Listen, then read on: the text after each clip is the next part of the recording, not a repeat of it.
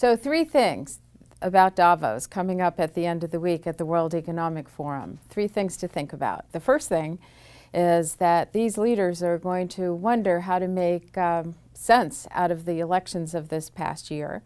And so one of the things I think we'll be looking at is what does constitute responsive and responsible leadership. And Klaus Schwab, I think, said it best, is operating both with radar and with a compass.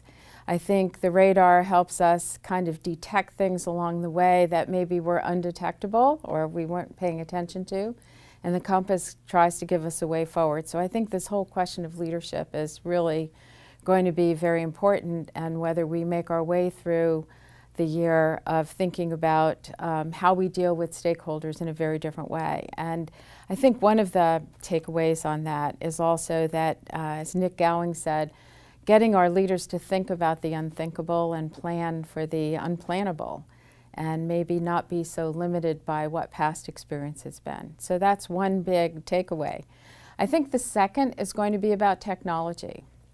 Last year we dedicated the World Economic Forum to the 4th Industrial Revolution, and it continues. And the way technology is affecting our future will only get either better, worse, or worse, depending upon where you sit. But I think we live in an interconnected world by way of technology. I think we see the impact of that every day in our factories, in driverless cars, and in sensors. And I was in a shopping center yesterday, and all the lights in the parking lot are either red or green to tell you where to park.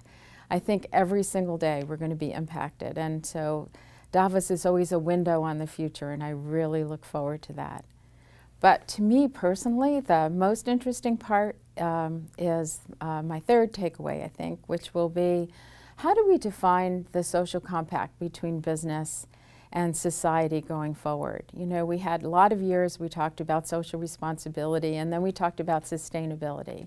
And now we're talking about purpose. And I think that one of the things that we will see is more and more companies redefining their relationship with their different constituencies and stakeholders around purpose. Why are you in business? What is your responsibility beyond making profits? How does that get reinvested in the future of the world? And how do you make sure that your company's successful in a better world? Because you can't have a successful company in a failed world. And I think this whole focus on purpose is going to be front and center, and I'm really excited about that.